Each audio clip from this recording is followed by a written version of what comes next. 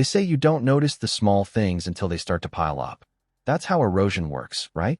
A little water, a little time, and suddenly the stone is gone. That's how it started with Claire.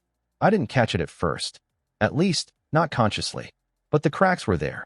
Cracks I only started to trace when the silence became louder than the conversations we used to have. It began with the way she stopped touching me. Not in a dramatic way.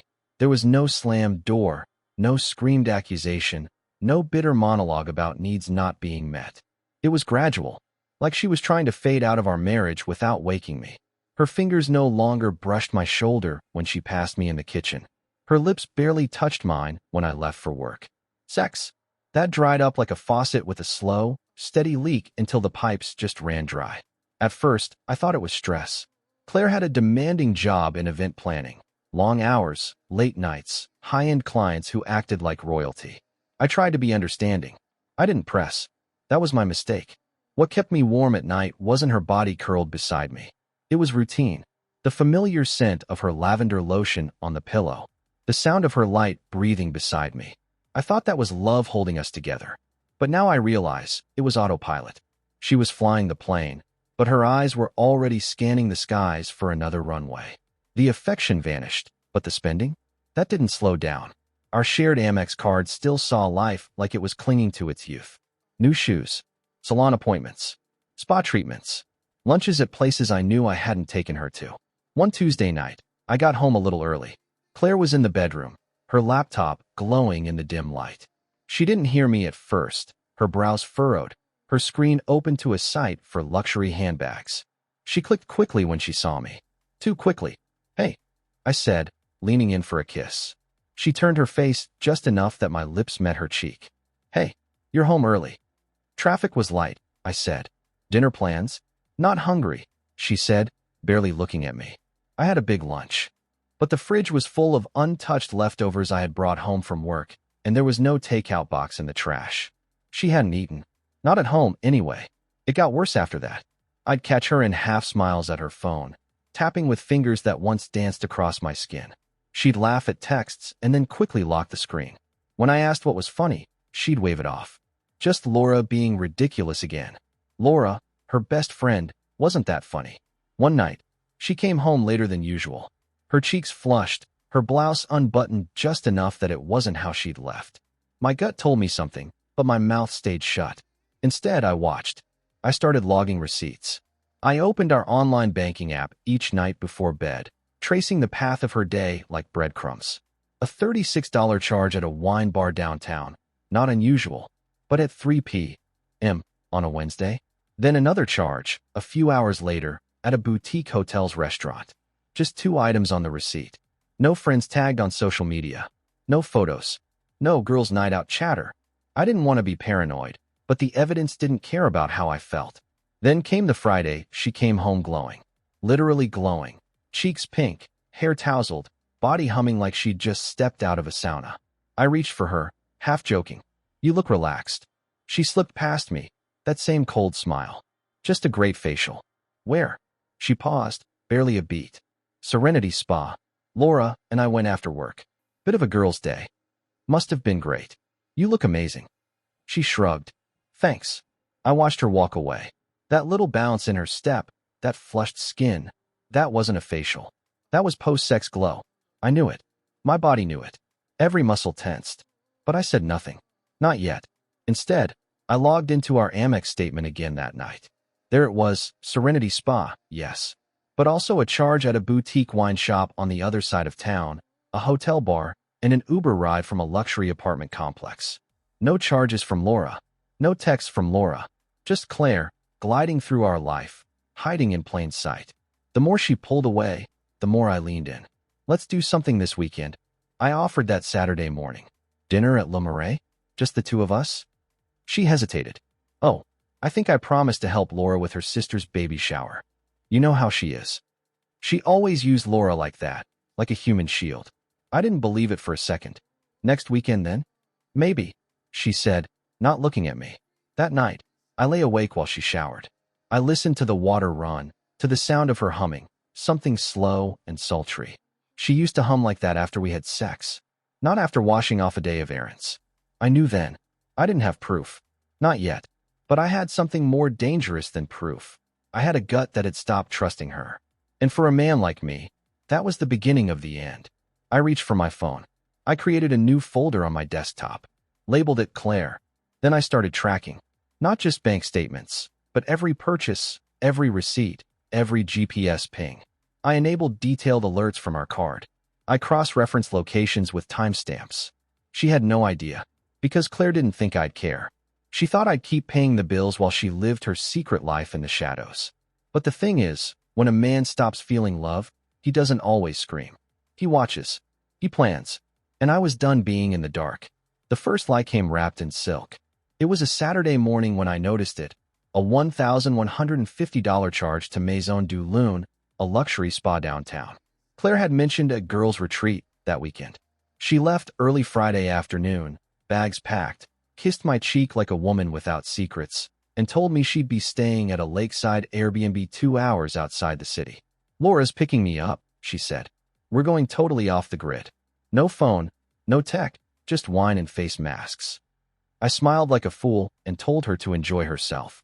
By Sunday night, she came back with glowing skin and a new necklace I hadn't seen before. Rose gold. Delicate. Probably expensive. When I asked where it came from, she laughed. "Oh, this?" she said, brushing it with her fingers. "A little boutique at the lake. We all bought something silly." I wanted to believe her. God, I wanted to. But when I checked the card charges later that night, the boutique name didn't match anything near the lake house address she gave me. In fact, none of the charges did. Instead, I saw the Maison du Lune spa charge, located smack in the middle of the city, 20 minutes from our house. Then came a $612 charge at Vernell Jewelers.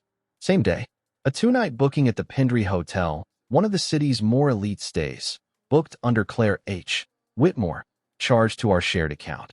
$984 for the suite, $80 for valet, $60 for breakfast room service, and a $14 charge to the minibar for adult intimacy kit. Yeah, that last one hit me harder than I expected. My stomach turned. The receipts weren't just a paper trail. They were a blueprint of betrayal. She hadn't even left town, while I stayed home like a damn house pet, folding laundry, fixing the leaky kitchen tap, paying our bills. Claire was wrapped in plush white robes with someone else, clinking champagne flutes in king-sized beds I'd never touched. That night, I pulled up the Uber receipt. Pick up, the Pendry Hotel. Drop off, 917 Howard Avenue. I copied the address into Google Maps. It was a sleek high-rise, mostly rented by professionals and single types. I flipped through the location on Street View, studying the building like it owed me answers. But all it showed was a lobby, a doorman, and a quiet entrance to someone else's life, someone Claire was stepping into when she slipped out of mine. A man. It had to be. There was no other explanation. The intimacy kit, the hotel, the jewelry. No friend's weekend came with gifts like that. But I wasn't ready to confront her. Not yet. Instead, I began to compile a quiet archive. I created spreadsheets. God help me, actual spreadsheets. I logged everything. Each date, each charge, cross-referenced with her excuses. Spa days that didn't match her calendar. Dinners on nights she claimed to be working late. Rideshare drop-offs that ended at addresses she never mentioned. There was a rhythm to her infidelity, I realized. Fridays, sometimes Thursdays, rarely weekends, unless she had a full cover story. Her favorite days to cheat were the ones I worked late. The nights I stayed at the office to wrap up numbers, trusting she was home watching Netflix or reading in the bath. The worst part? I had no idea who he was.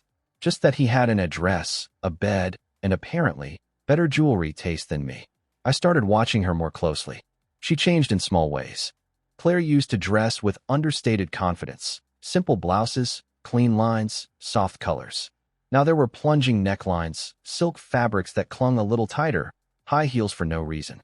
I'd compliment her, and she'd brush it off, like I wasn't the one she wanted to impress anymore. Her phone?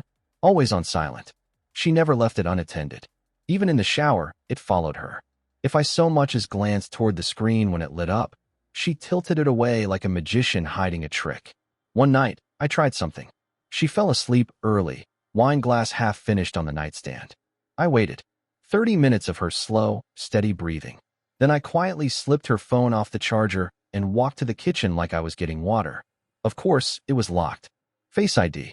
But earlier that week, I noticed a new trick in iOS settings, a feature to mirror recent notifications to an iPad. And I had one. I powered it on, linked our Apple ID, and waited. It worked. The text didn't say much at first. Just enough. Derek, next Friday still on. Claire, I'm counting down the minute. Derek, bring the silk one again. You know the one I like. Claire, naughty. I'm already wearing it under my robe right now. Want a peek? My breath caught. That was it. A name. A digital fingerprint. An entire alternate life. I put the iPad down. My hands trembled. I didn't smash anything. I didn't scream. I didn't even cry. I sat there for 30 minutes, staring at the kitchen tiles, wondering what version of Claire she showed this man. Did she laugh at his jokes? Did she let her guard down the way she used to with me?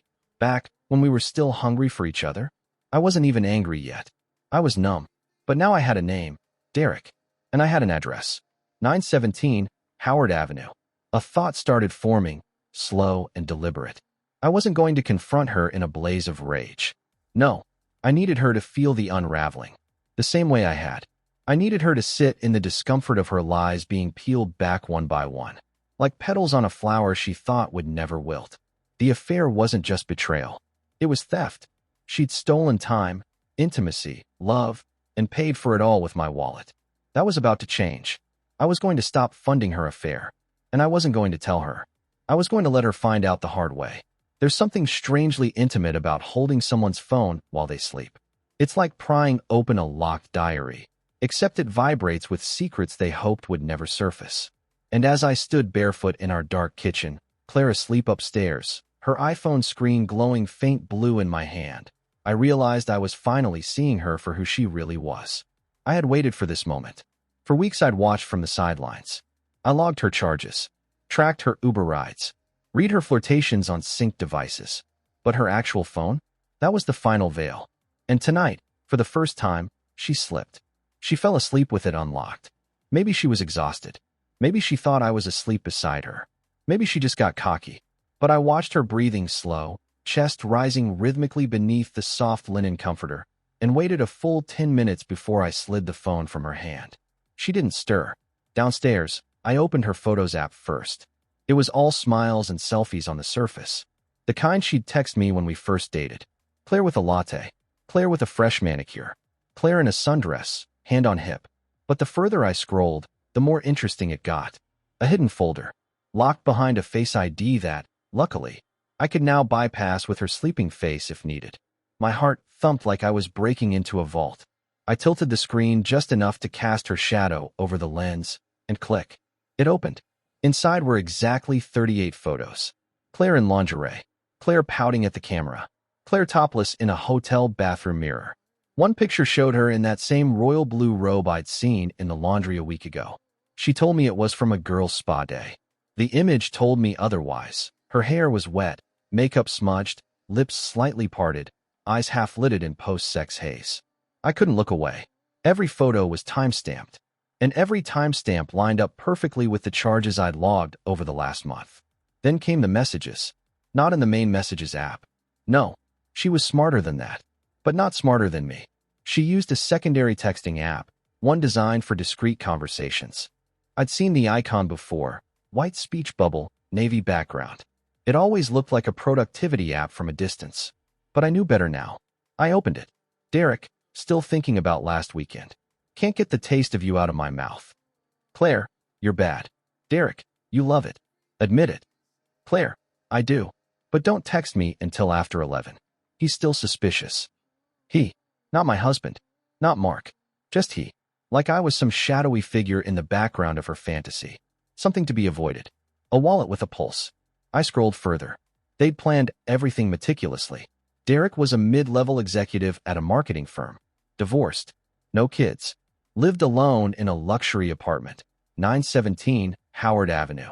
He traveled often, but when he was in town, Claire practically lived at his place.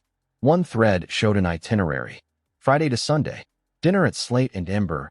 Hotel at the Pindry again. And, this part chilled me, matching spa appointments. They weren't even pretending to hide anymore. Claire, I'll say I'm going to Sonoma with Laura again. He never questions girl trips. Derek, good. Because I booked the same suite. And I want you in those heels again. No panties. I should have been boiling with rage. I should have thrown the phone at the wall or gone upstairs and shaken her awake. But I didn't. I just sat there. Because the truth wasn't new. The affair didn't shock me anymore. What'd get me was the way she erased me. The way she compartmentalized our life like I was a side character in her main story. Like she could fuck someone else and still expect me to fix the gutters. That's when I knew I wasn't going to confront her. Not yet. I was going to end her comfort first. Let her feel the edges of her decisions. Let her reach for the luxury I'd provided and find nothing there. I put the phone down gently, making sure it was angled exactly as she'd left it. She never even stirred. Her face was soft, peaceful, like someone who believed she'd won. But I wasn't out of cards yet. By the following afternoon, I had pulled all our financial access into my hands. She still had her little personal account, the one I topped up each month like an allowance. But the cards that paid for hotels, spa days, expensive dinners, they were mine. And soon, they'd be dust. That Monday, I called the bank. I'd like to freeze our joint credit card, I told the agent. Fraud concerns. Yes, Mr. Whitmore. Would you like to reissue a new one for yourself only?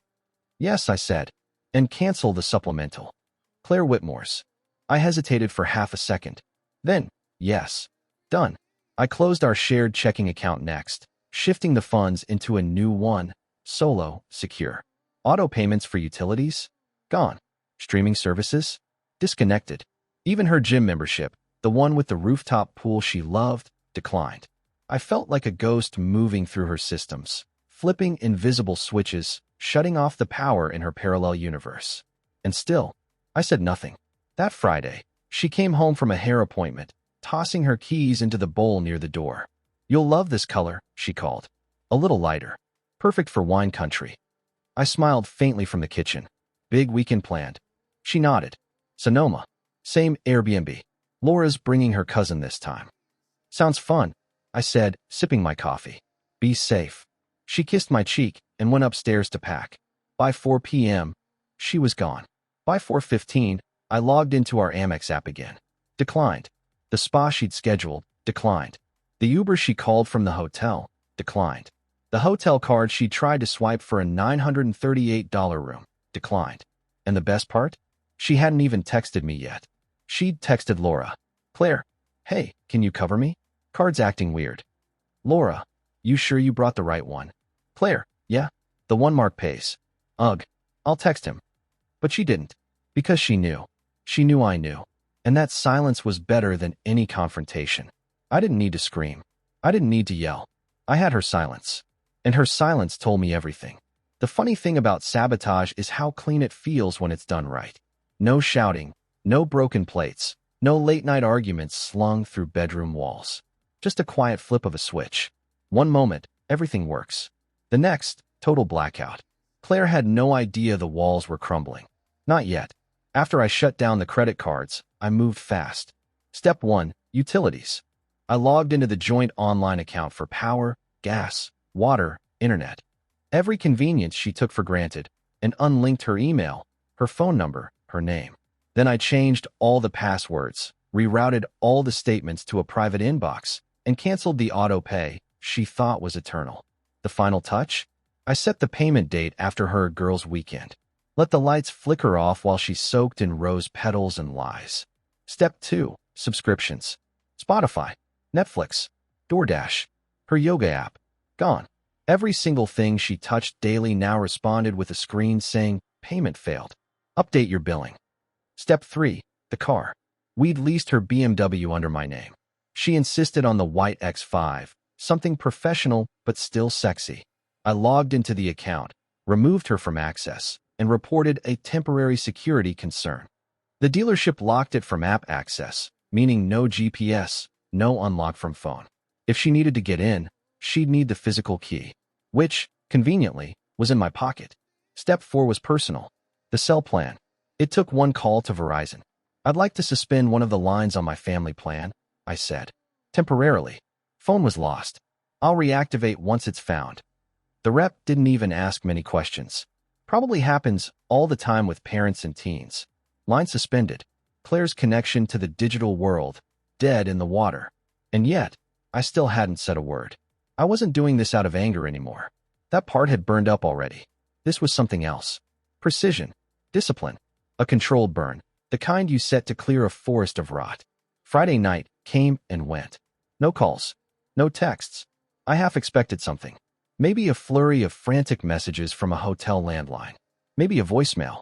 But the silence was as complete as the shutdown. Claire had stepped into her weekend of sin like a queen. She just hadn't realized her kingdom had gone bankrupt. Saturday morning, I got the first ping. A fraud alert from the spa. She tried to rebook the full service package, $428 plus tip, but the card had bounced. Twice.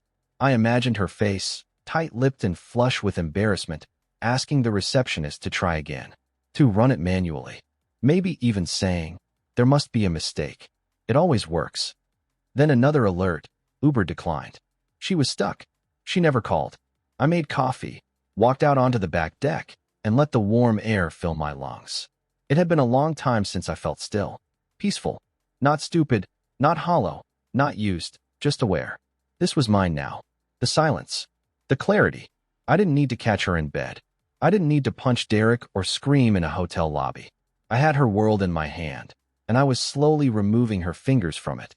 At 3:42 p.m., I got a Venmo notification. Claire Whitmore requested $240. 00 for hotel plus cab. No text. No explanation. Just that pathetic little heart. I stared at it. She hadn't even tried to explain yet. No confession. No apology. Just a digital handout, expecting me to fill the gap like always. I declined the request. No message. 2 hours later, another came. Claire Whitmore requested $600. 00. We'll explain later. Emergency. Declined. Then a third, smaller, more desperate. $72. 00. Please just send this much. I'll pay you back. Declined. She was spiraling. I could feel it through the screen. Each request was a rung lower on her dignity ladder, her pride slipping rung by rung. I let her sweat. By Sunday night, I still hadn't heard her voice. I imagined her in the hotel lobby, trying to call Derek. Maybe he came. Maybe he didn't. Maybe he liked her most when I was paying the tab. Let's see how charming she is without my money. Monday morning, I acted like it was any other day. Got up, showered, brewed my coffee. The only difference? I didn't wake Claire with a good morning kiss. She still wasn't home. But at 9:03 a.m., her contact photo lit up my phone. She was finally calling. I let it ring once. Twice. Then I answered. "Hey," I said, voice calm. Controlled. "Mark," her voice cracked. "I don't know what's going on."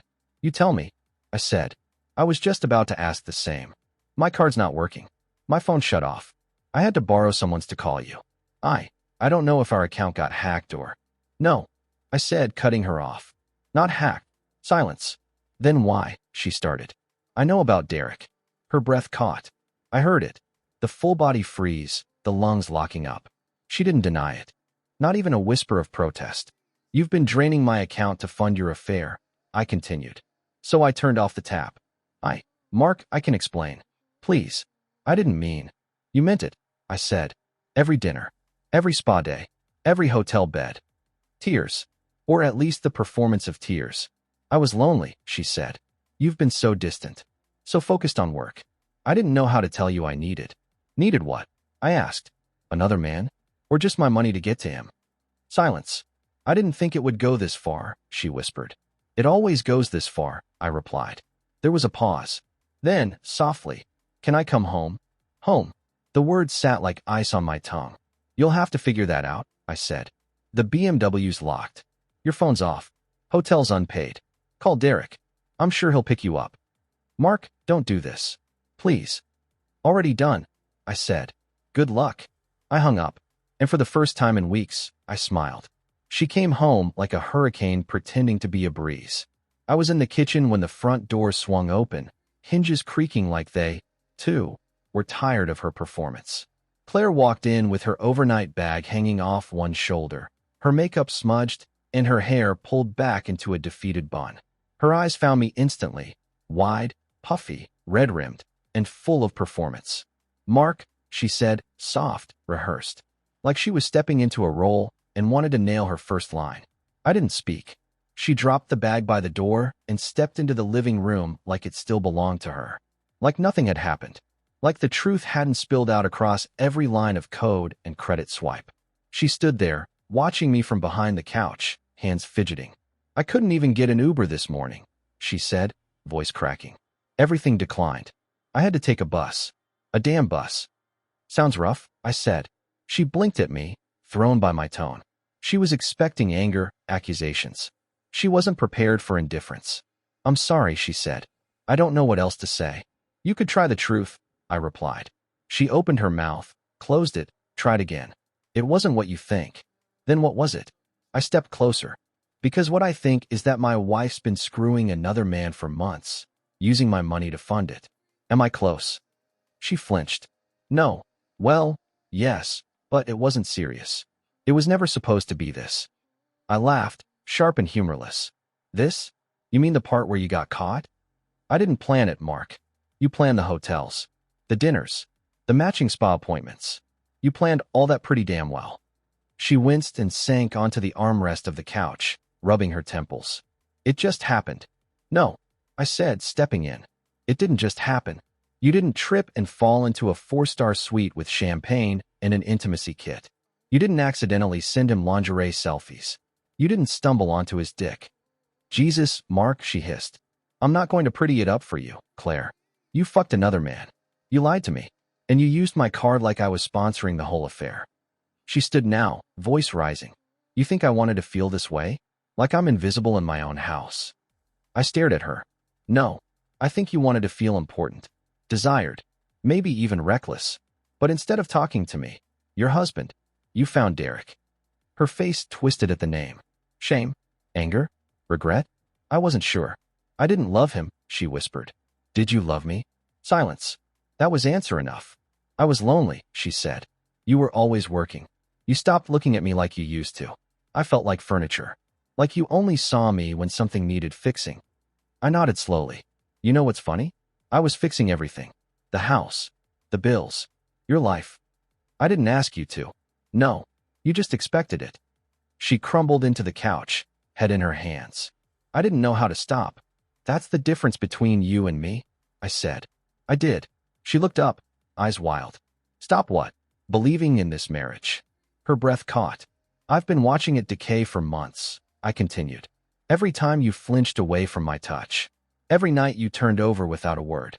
Every bullshit girl's trip with spa charges and dinner for two." Her lips trembled. "I didn't know how to tell you. So you let me fund your silence." Tears began to roll down her face. I didn't flinch. I didn't move. She had chosen this collapse. All I did was pull the last pin from the grenade. "What now?" she asked, voice hoarse. "Now." I tilted my head. "You figure it out. With whoever you've been texting at 2 in the morning." Her face froze. I had never seen her go so still, so pale, so instantly and visibly shattered. The mask slipped completely. You saw that." "Every word," I said. "Every emoji. Every plan." She swallowed, eyes wide. "Mark, I don't need your explanations. I already lived through the lies. I want the truth to sting." She stood again, arms limp at her sides, like she wanted to reach for me but didn't have the right anymore. "I don't want to lose you," she whispered. "You lost me a long time ago," I replied. "You just kept using my money to keep pretending you hadn't." That broke her. She sat back down, this time not with the poise of a woman trying to salvage control, but like someone who'd just realized the ship was already sunk. The silence between us stretched long and wide. Finally, she looked up, voice barely audible. "Is it over?" I didn't answer right away. Instead, I turned and walked to the counter, picked up a folder I'd prepared days ago, and set it on the coffee table. Inside, printed receipts. Photos. Screenshots. Bank statements. Everything. "You tell me," I said. She didn't open it, just stared at the cover like it was radioactive. "I'll sleep in the guest room," she mumbled. "You won't sleep here." Her eyes shot up. "What? You'll go to your sister's. Or wherever. But you're not staying here tonight." "This is my house too." "Not anymore." I left her sitting there, broken, finally alone in the ruins she'd built herself. That night, I changed the locks. I was sipping coffee when the doorbell rang. It was a calm Tuesday morning, sky overcast, soft drizzle painting the windows with streaks of gray. The silence in the house was unfamiliar, almost too still. No sound of Claire shuffling around upstairs, no forced conversation over toast. Just the low hum of my coffee maker and the rustle of my breath. Then, ding-dong. I didn't rush to the door. I didn't need to. I already knew who it was. I opened it slowly, letting the full weight of the moment stretch across the air like a tension wire. There he stood. Derek. He was taller than I expected. Broad shoulders. Nice jacket. Designer boots. The kind of man who wore expensive cologne and counted macros. His hair was still damp, probably from the rain, slicked back like he'd practiced the look in a mirror. Hey, he said, the word cautious. You must be Mark. I took a long sip of coffee before answering. And you must be the man who's been fucking my wife. He blinked. To his credit, he didn't deny it. His eyes dipped for a second, just a flicker of guilt or maybe calculation. And then he said, "Can we talk?" "I'm listening." He glanced past me, clearly expecting Claire. I could see the moment he realized she wasn't coming to the door. "I came to check on her," he said. "She's not answering her phone. She didn't come into work. I thought maybe. She's not here." I cut in. Pause. His jaw flexed. "Where is she?" I smirked. "Interesting question. See, I used to ask the same thing every Friday. You probably had a better answer back then." He stiffened. "I didn't come here to fight," he said. "Good," I replied. "Because you wouldn't win." I stepped aside. He hesitated, then walked in. I let him stand in the foyer like a guest, even though he had entered this house 1,000 times already. If not physically, then in fantasy. He probably imagined himself here, drinking wine with Claire, laughing in the living room, screwing her in our bed while I slaved away at work like an idiot. I closed the door behind him. "I'm not proud of this," he said. "What happened between us?" "You should be," I said, walking past him. "You gave her something I couldn't, the illusion that she was still desired." He followed me into the kitchen, glancing around like he was trying to find traces of her, photos, perfume, anything that would anchor him. "She told me things were over between you," he said. "She said she was trapped in a cold marriage, that you were distant, that there was no affection." I nodded slowly. "You know what's funny? She told me the same things about you when she got back." His brows furrowed. "What?" "She said it didn't mean anything, that it was just about feeling alive, that she wasn't sure why she even did it." He looked like he'd been slapped. I set my coffee down and picked up a manila envelope from the counter. I dropped it on the table between us. "Here." He frowned. "What's this?" "Itemized summary. Every charge, every receipt, every hotel, dinner, Uber, lingerie set. All of it. Paid by me." He opened it slowly, flipping through the pages. "You see that necklace?" I asked, pointing to a highlighted line. "Rose gold, $382. She said she bought it at some boutique on a lake trip. That was for your anniversary, wasn't it?" He didn't answer. He was too busy scanning the spreadsheet. I leaned against the counter. "The thing is, Derek, I don't care if you screwed her. That's not the part that burns. People cheat. Lust is cheap. What gets me is that I funded it. I paid for the betrayal." He looked up, his mouth tight. "I didn't know." "I believe you," I said. "You were just the fun part. I was the one keeping the lights on." "I didn't ask her to lie," he said. "No, but you didn't mind the benefits." He closed the envelope and slid it back across the table. "So what now?" he asked. I shrugged. "She's not here. She's with her sister, probably crying on a couch and wondering how her fairy tale turned into this. You can go see her. I'm not stopping you." He hesitated. "You're letting her go that easily?" I smiled, but it didn't reach my eyes. "Oh, Derek. I let her go the moment she became someone I wouldn't recognize. The only thing I'm holding on to now is my dignity." He stood there for a long moment, his jaw tight. "I think she loved you," he said quietly. "No," I replied. "She loved the idea of me. The security, the house, the safety net. But love doesn't hide in hotels and send heart emojis to strangers while their husband pays the bill." He looked like he wanted to say more, but didn't. "Do you want her?" I asked. He blinked. "What?" "She's yours. Take her. Move her into your apartment. Pay for her spa days. Listen to her excuses. Let her lock her phone around you. I'm done." He took a deep breath, exhaled, and finally nodded. "Okay." He walked to the door, paused with his hand on the knob. "I didn't expect this," he said. "No one ever expects to meet the man who actually kept her warm when you were just keeping her entertained." He opened the door and stepped out into the rain. I watched from the window as he walked down the driveway, envelope tucked under his arm like it weighed 100 pounds. He didn't look back. I didn't expect him to. That night, Claire texted. Claire, did Derek come by? Me, yes. Claire, what did you say? Me, that you're his problem now. She didn't reply, and for the first time, the silence felt like closure. She showed up the next evening, mascara already smudged before she'd even knocked. I watched her from the living room window for a solid minute before answering the door. She looked small on the porch, wrapped in a long coat over what had probably been her office clothes, only now wrinkled, worn, tired. She was holding her purse like it contained her last ounce of pride. I opened the door but didn't step aside. Mark, she said, voice trembling. Please. What do you want?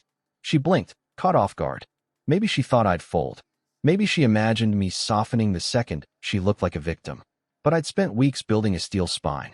There was nothing left to bend. I just want to talk, she said, wringing her hands. Can we please talk? I nodded once and let her in. She walked into the living room slowly, like a tenant returning to a home she'd been evicted from. Her eyes flicked around like she expected things to have changed. Maybe she thought I'd packed her things already. Or burned them. I hadn't. But I had moved her wedding photo off the mantel. That was deliberate. She sat on the edge of the couch, her coat still wrapped tight like armor. I didn't sit. I stayed standing across the room, arms folded. So I said, talk. I'm sorry, she whispered. You've said that. I mean it this time. You meant it last time too. She winced. I know I don't deserve forgiveness. I didn't respond. She looked up, desperate. I didn't start this to destroy us. I didn't plan any of it. You planned the lies, I said. You planned the weekends. You planned the receipts to go unnoticed. Tears welled in her eyes. I was lost, Mark. No, I snapped. You weren't lost. You were lonely. And instead of talking to me, you went looking for a thrill. She covered her mouth like she was trying not to cry. I felt invisible. And instead of saying that, I continued. You decided to make me invisible too. You erased me. From your bed. From your plans.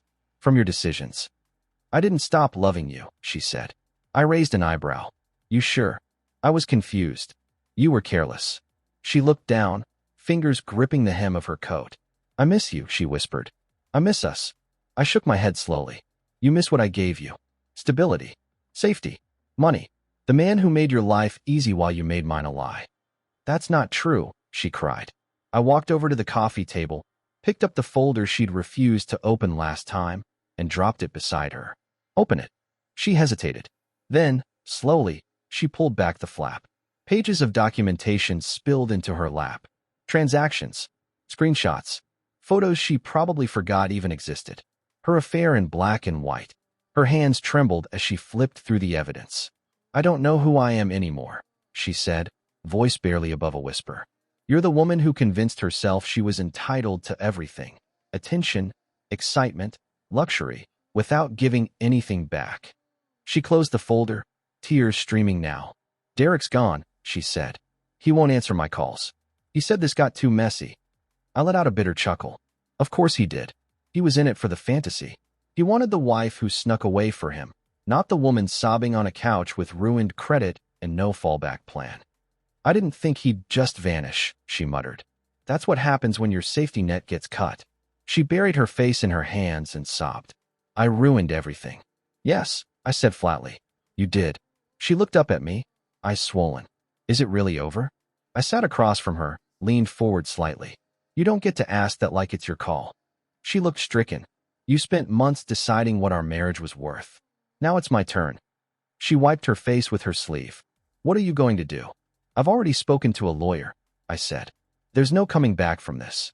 And the sooner we stop pretending otherwise, the cleaner this can end. Her breath hitched. I can't afford anything on my own, she said, almost to herself. I nodded. That's the cost of choice. Actions have price tags too. She stared at me like she didn't recognize me anymore. Maybe she didn't. The Mark who bought her roses every Friday, who ran errands so she could sleep in, who paid for her to chase comfort. He was gone. This version, he had receipts. I don't hate you, I said after a moment. She looked up in disbelief. I don't, I repeated. But I also don't pity you. And I sure as hell don't love you. She stood, slowly, the folder in her hand, pressed tight against her chest like a confession she couldn't bury. Can I come back to get the rest of my things? You can text me a time, I said. I won't be here. She nodded, her lip trembling, and then she walked to the door. Just before stepping out, she turned around one last time. I did love you, Mark. I stared at her for a long moment. No, Claire, I said. You loved having me. And then I closed the door behind her. Filing for separation wasn't dramatic. It was mechanical. The lawyer, a soft-spoken woman named Terry, asked me if I wanted to pursue immediate divorce or give Claire a window to respond to the petition. I chose the window, not out of mercy, just control. I wanted everything to be clean, clinical, measured. She asked if there was a prenuptial agreement. There wasn't. Claire and I married when we were broke and idealistic. I was still climbing out of student loans. She was just launching her career in event planning. We believed in trust, in building together. The irony tasted bitter. But Terry wasn't fazed. She looked through the financial documents I brought in, spreadsheets, receipts, tax returns, shared assets. She read in silence, pen clicking against her pad every few minutes. When she finished, she leaned back and gave a slow nod. You've been carrying the financial weight of this marriage for years. I nodded. If she fights this, she might try to claim alimony. She'll have to prove need. Terry smiled. Oh, she'll have need, but no leverage. She slid the folder back toward me. We'll file and freeze all joint assets going forward. I signed the paperwork without ceremony. That night, I slept deeper than I had in months. No checking her location. No listening for late-night texts. No analyzing her tone over dinner. Just silence. Stillness. The next day, she called. I got served, she said, voice brittle. I know, I replied. You're really doing this? Yes. She was quiet for a moment. Can we talk? Please. One more time. In person. No. Silence again. I didn't think you'd go through with it, she said softly. Why? Because I stayed silent while you cheated? Because I didn't scream when you lied to my face? No, she whispered. Because I thought. I don't know. That maybe I still mattered. I didn't respond. Because the truth was, she didn't. Not anymore. She hung up without another word. 2 weeks passed. The separation filing triggered a freeze on our joint accounts and credit. Claire's world, which once ran like clockwork on the foundation I built, started to slow, then stall, then grind to a screeching halt. She called again. Mark, the rent on my sister's place is due. She wants me to contribute this month. Talk to your job. I lost it. Of course she did. Her firm had been lenient for a while, but eventually, even well-crafted lies can't mask flakiness. She'd taken too many off-the-grid Fridays, too many last-minute absences for spa days and family emergencies. They let me go last Monday, she admitted. I haven't had interviews since. What about Derek? Her silence told me everything. He ghosted after I moved in, she finally said. I texted. I called. He blocked me. I didn't say I told her so. I didn't need to. You have money, Mark, she said, voice tightening. You don't have to be cruel. This isn't cruelty, I said. It's accountability. You're punishing me. No, life is punishing you. I'm just no longer shielding you from the consequences. She sniffled. I gave you the best years of my life. And I gave you the best version of mine, I replied. You wasted it. I hung up. A few days later, I heard from a mutual friend, Laura, ironically the same woman Claire had used as her decoy. She called me unexpectedly one afternoon while I was at the gym. Hey, she said, cautious. I don't want to step into your business, but Claire's not doing well. I said nothing. She's been sleeping on my couch since her sister kicked her out. She barely eats. She's applying to jobs, but has no car now, no references. She's falling apart. She built the tower, I said. It's not my fault if she never reinforced the foundation. Laura sighed. She said you were cold, that you didn't even try to fix things. I laughed, but there was no warmth in it. Ask her how many months I begged for attention, for intimacy, for honesty. Ask her how many times I offered to go to therapy before she decided another man was a better fix. There was a pause. Then, fair enough. That evening, Claire texted me. Claire, I don't have a place to go. I don't have anything left. Me, you have your choices. Live in them. Claire, you don't care at all, do you? Me, I care. Just not in the way you want anymore. She didn't reply after that. I went through the formal process of changing names on bills, titles, property. Our home was already in my name. The car lease? Transferred solely to me. Credit cards were closed, credit reports updated. I watched as my life shed the last remnants of us like dead skin. The only thing left was her stuff. Boxes stacked in the garage. I texted her one final time. Me, your things will be in the garage until Friday. After that, they're getting donated. Claire, fine. She came that Thursday. I didn't speak to her. I didn't even come outside. I watched from a window as she opened the garage door, her movements slow, resigned. She packed the boxes into a borrowed sedan, one by one. No tears, no pleading, just a woman unraveling. When the car pulled out of the driveway and turned the corner, I exhaled. And for the first time since all this began, I felt truly alone. Not the kind of alone that stings. The kind that frees. The first thing I noticed was the quiet. Not the hollow silence that had crept into the house before Claire left. This was different. This was peace. Stillness without tension. The kind that lets your shoulders fall a little lower, your breath go a little deeper. I didn't expect healing to feel like this. I thought it would be loud, triumphant, angry, a montage of revenge and transformation. But instead, it was slow, subtle, real. It started with small things. I got rid of the bed. The one Claire and I had shared for 7 years. Too many of them sexless. Too many with her curled away like I didn't exist. I didn't burn it or throw it out in some symbolic rage. I just listed it on Facebook Marketplace. A young couple came to pick it up, wide-eyed and excited. They didn't know its history. I didn't tell them. I bought a new one. Firmer, cleaner, unshared. I changed the sheets to a color she would have hated, dark navy. I liked it. That was enough. Next came the gym. I'd been paying for a membership I rarely used. Work always came first. Then obligations. Then, when Claire started pulling away, I stopped going altogether. I didn't have the energy to better myself when I was busy being ignored. But now, the evenings were mine again. I started showing up 3 times a week. Then 4. The first few weeks were rough. My muscles remembered their limits. My lungs reminded me of how long I'd let them shrink. But soon, I felt different. Stronger. More present in my body. More in control. It wasn't about getting revenge fit. I didn't imagine running into Claire looking shredded and smug. This wasn't for her. It was for me. For the man who used to care how he felt when he looked in the mirror. By the 4th week, I started sleeping better.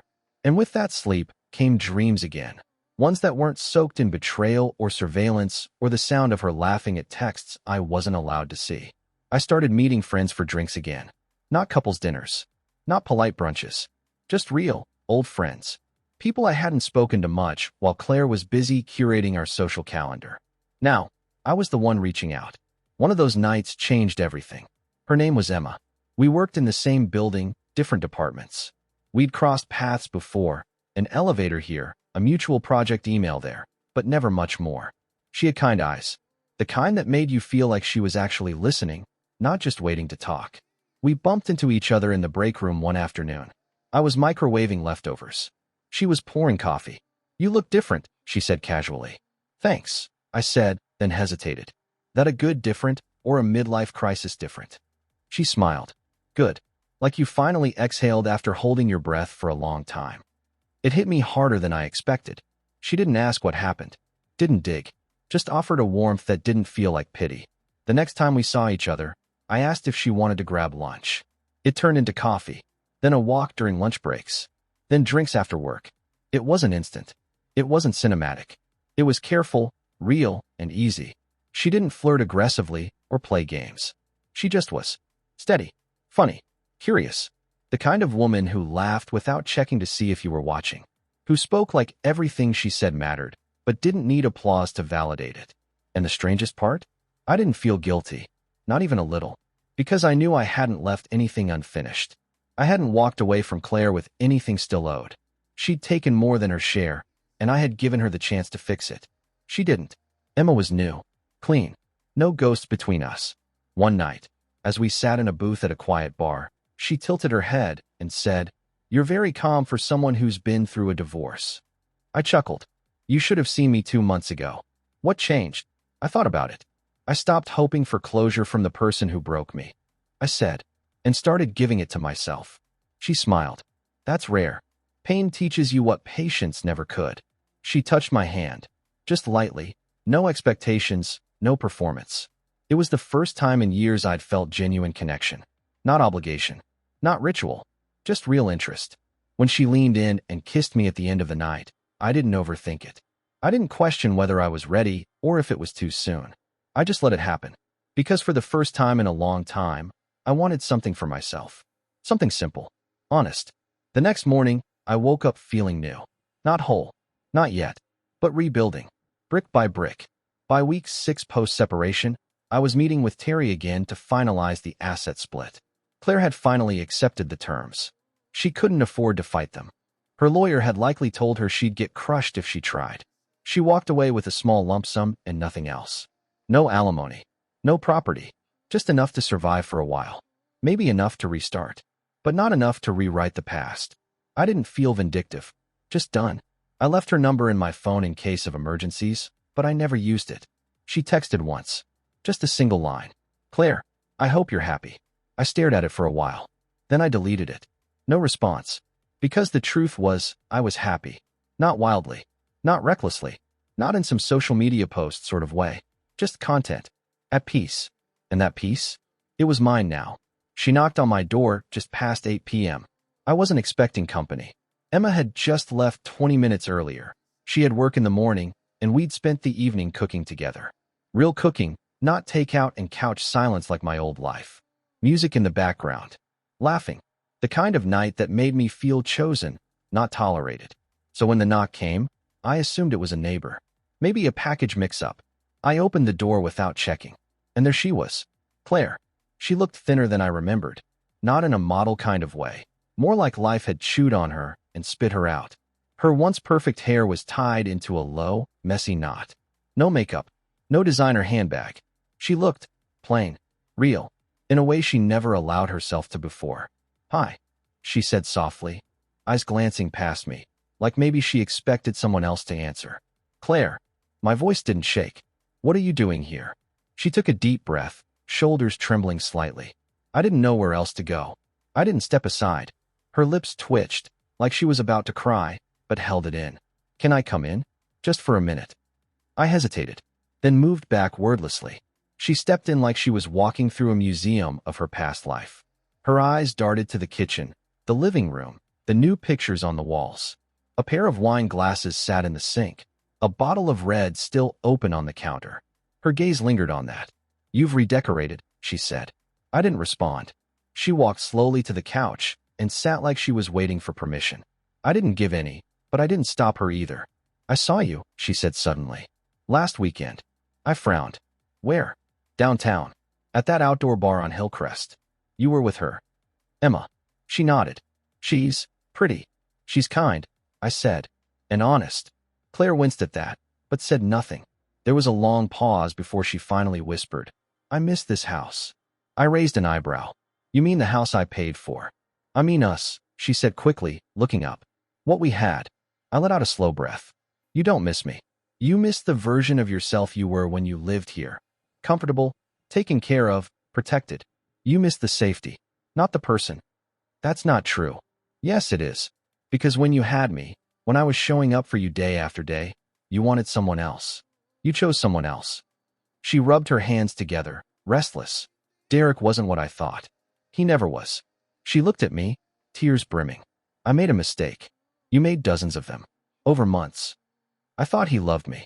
And now that he doesn't, you've circled back to the man who paid the bills. She shook her head. It's not like that. It's exactly like that, I said. And I'm not your parachute anymore. A tear slipped down her cheek. I don't want your money. Good, I said, standing. Because you're not getting it. She stood too, voice shaking. I wanted to say I'm sorry. That I think about you every day. That I remember everything you did for me. Every time you stayed late at work to give me freedom. Every gift. Every small thing I didn't thank you for. You didn't just forget to thank me, I said quietly. You punished me for loving you. She sobbed now, shoulders shaking, breath catching. I thought I needed excitement, she whispered. But what I needed was stability. Safety. You. No, I replied. You needed to grow the hell up. She swallowed, blinking back tears. I'm not asking you to take me back, she said. I just needed you to know. I see it now. I see what I threw away. I crossed my arms. You had someone who loved you even when you stopped trying. And you chose someone who only wanted you when you were pretending to be someone else. She looked broken. I miss being yours, she said. I stared at her. And then, gently, but firmly, I said, you weren't mine. You were my responsibility. That's not the same thing. She covered her mouth, trying to hold back a fresh wave of crying. I walked over to the door and opened it. The cold night air swept in. You should go. She nodded slowly, wiping her cheeks. I hope someday you'll forgive me. I already have, I said. But forgiveness doesn't come with a key. She stepped out slowly, pausing on the porch. Goodbye, Mark. Goodbye, Claire. And then she walked down the driveway. Alone, shoulders curled inward like she could fold herself into the night and disappear. I closed the door, locked it, and leaned against the frame. Emma texted me 10 minutes later. Emma, made it home safe. The morning after Claire came to the door was quiet. Clean. No lingering guilt. No what-ifs. Just a strange kind of calm that settled into my chest like something had finally snapped into place rather than apart. For the first time in over a year, I woke up without wondering what I'd missed. What lie I hadn't caught. What smile she gave someone else while I was paying the cable bill. The past wasn't chasing me anymore. It was behind me. I made eggs and toast while sunlight broke through the kitchen window. I stood in front of the stove barefoot, music playing low, and I realized, this is what mine feels like. Not shared, not negotiated, just mine. My house, my food, my playlist, my peace. It wasn't about revenge anymore. Revenge is loud, vengeful, short-lived. This was something else. Sovereignty. I'd rebuilt my life brick by brick, and now I was living in something I created, not something I maintained for someone else's comfort. Emma came by that evening. She didn't ask about Claire. She never did. She didn't need me to explain my past because she was too interested in my present. We cooked again, grilled chicken, roasted vegetables, nothing fancy, and we ate on the back deck under a string of lights I'd installed myself the weekend before. She ran her fingers along the rim of her wine glass and asked, So, what's next for you? I thought about it for a second. Freedom, I said. She tilted her head, smiling. That's not a plan. It's better than a lie. She laughed. Fair. I could have kissed her then, but I didn't. I just looked at her, really looked, and thought, this is what mutuality feels like. Not performance, not debt, just two people showing up for each other with no mask, no manipulation. Later that week, I got the final divorce paperwork. Claire didn't contest anything. Her signature sat beside mine, small, stiff, but final. It was over. 7 years. 7 years of love, resentment, distance, deception, all condensed into a stapled document and a county seal. I took the papers and filed them away in a fireproof safe. Not because I ever wanted to revisit them, but because it felt right to contain it. To store the past where it couldn't spill back into my daily life. And then I moved on. I started traveling again, short trips, just for me. Places I used to talk about with Claire, but we never actually visited because there was always something more important to buy. New boots, a bigger TV, a vacation she wanted to take with the girls that turned out to be something else entirely. But now, I chose where I went. I chose when. I didn't have to check with anyone, run it through anyone's filters, make it about anyone else's comfort. I went hiking in Oregon, took a weekend in Austin, saw old friends in Chicago I hadn't seen since college. Every step felt like peeling off another layer of the life I'd worn for too long. One night, in a rooftop bar downtown, Emma leaned against me and said, You seem lighter every time I see you. I smiled. That's because I stopped carrying someone else's weight. She nodded, thoughtful. You think you'll ever see her again? Probably, I said. It's a small city. And what would you say? I thought about it. Not with anger. Just curiosity. I'd say thank you. Emma blinked. Really? Yeah. Because without her betrayal, I'd still be living like a ghost in my own house. I'd still be convincing myself that a cold bed was just a phase. That one-sided affection was enough. I paused, then added, She didn't break me. She uncovered me. Emma leaned in and kissed me. No drama. No fireworks. Just something real. Solid. And I realized that was enough. The next few months blurred together in the best way. Not because life was boring, but because it was stable. Predictable. Mine. I made new routines. Morning workouts. Sunday grocery runs. Even found a local bar trivia team that welcomed me in like I'd been there forever. No one asked about Claire. No one cared about who I'd been with. Only who I was now. And I was finally okay with answering that question. I was Mark, 39, divorced, in shape, stable, healing. No longer waiting for someone to notice he'd been bleeding in the background. No longer performing for the illusion of intimacy. I was no longer the man who paid to be ignored. I was the man who chose where his time, energy, and money went, and who he gave them to. The final test came one Thursday afternoon. I saw Claire at a grocery store. She was pushing a half-empty cart, looking smaller than I remembered. Her hair was shorter. She wore flat shoes, no jewelry. Her eyes met mine across the aisle, and for a moment, we both froze. Then she gave a small wave. I nodded once. Nothing more. She didn't approach. Neither did I. There was nothing to say. No rage. No bitterness. Just two people passing each other on opposite ends of a very long road. When I got to the register, I saw Emma's favorite wine on sale and threw a bottle into the cart. I walked out into the sunlight and didn't look back. Because I wasn't her husband anymore. I wasn't anyone's fool. I was a man who finally understood that loyalty without reciprocity is a slow death. And I wasn't dying anymore. Not for anyone. Thanks for tonight. Me, glad. I needed it too. Emma, you okay? I stared at the screen for a second, then typed. Me, yeah? I just let go of something heavy. And I had. Because the version of Claire that showed up at my door wasn't the woman I'd married. She was the ghost of my generosity. And she was finally gone.